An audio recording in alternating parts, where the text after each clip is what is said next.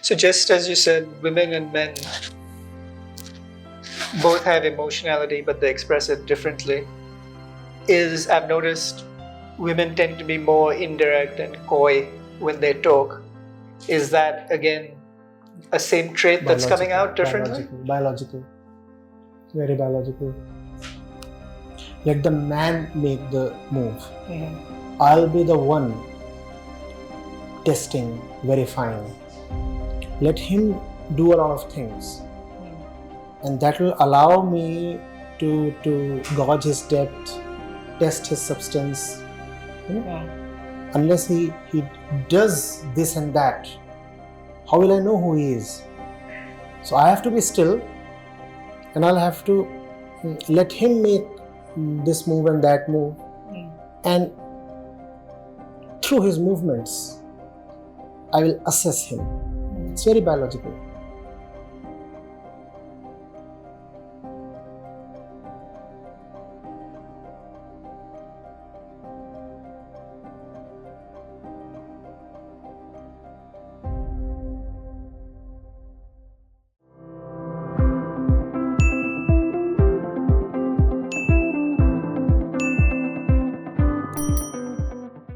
So just as you said, women and men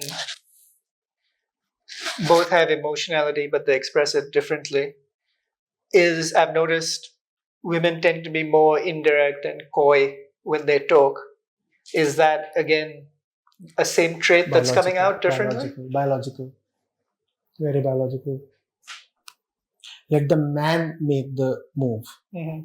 I'll be the one testing, verifying. Let him do a lot of things. And that will allow me to gauge his depth, test his substance. Unless he does this and that, how will I know who he is? So I have to be still, and I'll have to let him make this move and that move. And through his movements, I will assess him. It's very biological. I think in nature also it's the same. The males display. Yes. It's something you find in so many other species. In certain species, you find the opposite behavior as well. That's fine. But even when the opposite thing is happening, again, that's for purposes of procreation. So as they say, men are from Mars and women are from Venus. So that is biological. Those differences are biological. If you look only at their bodies, and you could say one is from Jupiter, one is from that, and all kinds of things you can say. But that merely means that you do not know of anything beyond the bodily imperatives. It's two sides of the same coin. Two sides of the same coin. The true self, free of conditioning, free of biology, free of social impositions, is what you must strive for. And that is true freedom. And there is such great and irresistible power in it. Life blossoms like never before. It sounds like that's the same for man and woman. Same for man and woman. So there is no difference. There is no difference. We're all from Earth. We do not really need feminism or masculinism. We need liberation from gender identities. One of the things that strikes me, I've noticed, is that when we see, or at least when I see pictures of so-called primitive tribes, whether it's in India or Africa, Australia, they tend to look a lot more similar than humans, say, in the Victorian era or now. Yeah. There seems to be some sort of almost similarity that we might have lost because of emphasizing our gender. Yeah, obviously, you see, the woman has been made a hyper woman. The man has been forcefully moved to the other extreme. Right? And both of these are like insane acts. And we are taking the pathogen itself as the medicine. We are thinking that if the woman becomes even more womanly, she would be liberated. Yeah.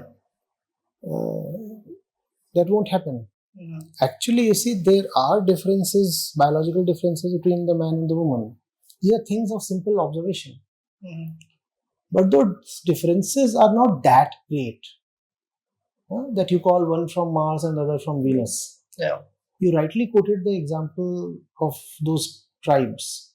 The men and women do not really look all that Different. distinct. But in the name of education and civilization,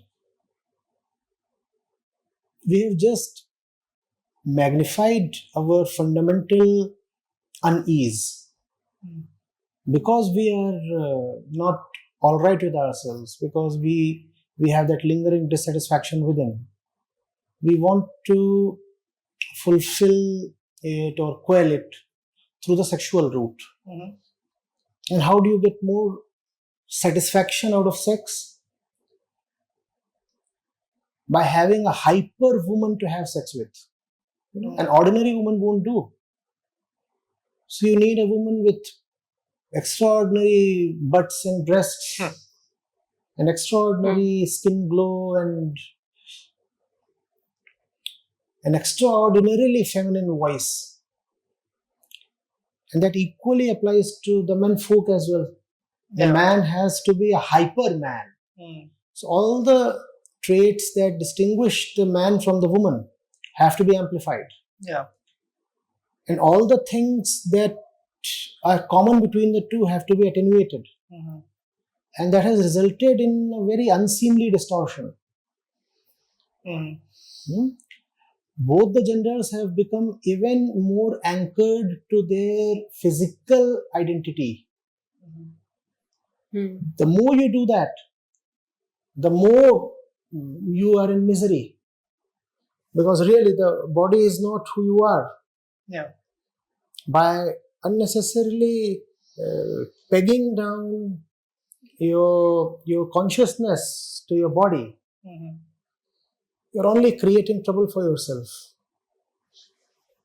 Yeah. So freedom from genders is freedom for both genders. Yes. You cannot have a society in which the women are liberated but the men are not. That won't happen. So we're moving in, but okay. So if the man is becoming more feminine, right, because that is what the trend that we're seeing, and the woman is becoming more masculine, let's say some of them. So this is just the wrong way. See, it's like this. This is a beaker containing a red fluid. This is a beaker containing a blue fluid. Is either of these empty? No. Now what do?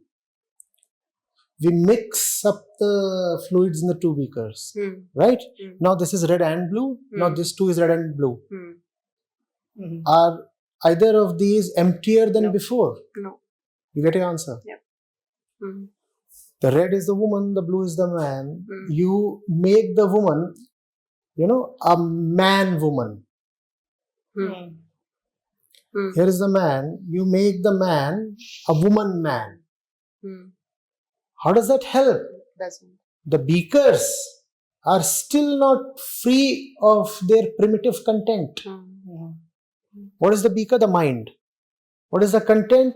The biological conditioning, the social conditioning, all the content that has been put inside it. What we require is the thing to be emptied. You have to empty it, not give it another color, not mix it with another thing. Not make it all purple. Not make it purple or make it saffron or something. Won't help. Basically the standard for every woman and every man, if they're trying to say that I'm empowering or liberating myself, is have you become less identified with your gender? That is the one question. Simple. And that's what we began with.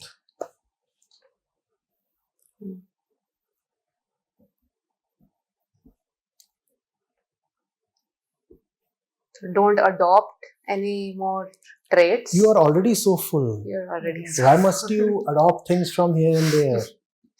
Won't do you very good. Because the thing is, it's okay. So you always look for a certainty, right? You always look for a standard. If not this, then that. With becoming disidentified, you don't have that standard. So it'll be very. You don't have that safety. You don't have that safety net. You say, what do I have now? Why must my beaker or mug or flask be empty? Emptiness scares us, whereas it is the most rejuvenating and joyful thing. When you are free of the red and blue, then you are available to life. And when you are full of the red and blue, then you have no space for life. You don't live at all. You just go through the motions as a machine. Are we talking of suppressing our gender identity? Because I just kind of sensed or foresaw that that's how many people are going to take this discussion as that they are talking of suppressing your gender identity. No. We are saying that there are places better and higher than the place of your gender-specific hormones. Isn't that obvious and commonsensical? Why do you want to give up on that higher place? You're not to suppress your gender. You have to transcend it. The gender remains at its place. The body remains at its place. You do not allow the body to govern you because you have your own purpose. And that purpose is not physical. As a human being, as a thriving consciousness, you realize that life is to be spent pursuing a higher goal. And what do you do with the body then? You put the body at the service of the higher goal. You utilize the body as a resource to achieve that goal. If you do not utilize the body will utilize you. The body will do things that will take up all your time, all your energy, your entire life.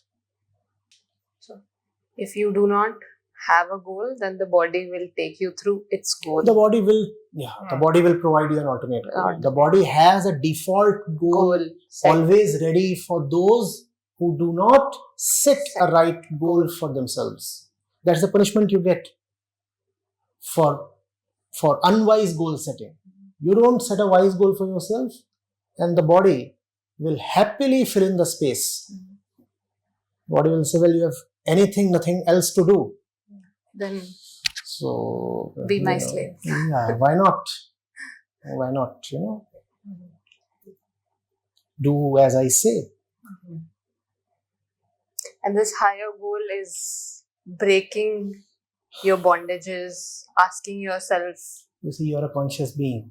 When you look at the world around and the world within, don't you see so much that must not be there and yet is?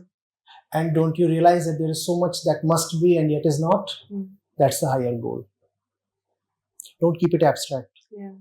It is something very tangible, very material. At some advanced stage, it may turn abstract. But right now, to begin with, the higher goal is very much a a thing you can see, touch, form for yourself, measure in numbers. Can I ask for an example? Because people do always keep asking this question. What do we A do? very obvious example. You are an activist, right? Trying to save lives of human beings or animals or trees. Can't you count how many of them have you saved? So it's very tangible. It's very tangible. You can numerically assess yourself. And once you dedicate yourself to that, you know that your physical urges are not at all comparable to the higher goal. And I'm not merely talking of non-profit work. I'm talking of anything that's really worth doing. Use your wisdom, use your discretion. You have all of that. And see what deserves to be done. And utilize the body in the service of what deserves to be done. Something bigger than you? Something bigger than your limited biological hormonal concerns. And something that challenges them as well at the same time. Yeah. And obviously this does not include, because in the Indian society there's a lot of, the youngsters will say, I'm doing this for my parents or I'm doing this for my family. It's not my choice. So hence they consider it that they're doing it for a cause which is not themselves. So that obviously does not count in that. That still comes under. You see, there are rings of identities. There's stuff that you do for your body. That's obviously your stuff that you're doing purely for yourself. Then there is stuff that you do for those who are related to you via the body, such as your parents, such as your spouses, such as your kids. So you're doing it for them because they are bodily related to you. You're still doing it for your body. And then there is the next ring of identity, then there is a next ring of identity. So you have to go as far away from your bodily center as you can. Do you see these concentric circles? You have to radially keep going away and outwards. As far as you can go. Keep testing. Why am I doing this? Why am I doing this? And the farther you go, the higher is your goal. The closer you are to your bodily center, the lower is the goal. Avoid the lower goals.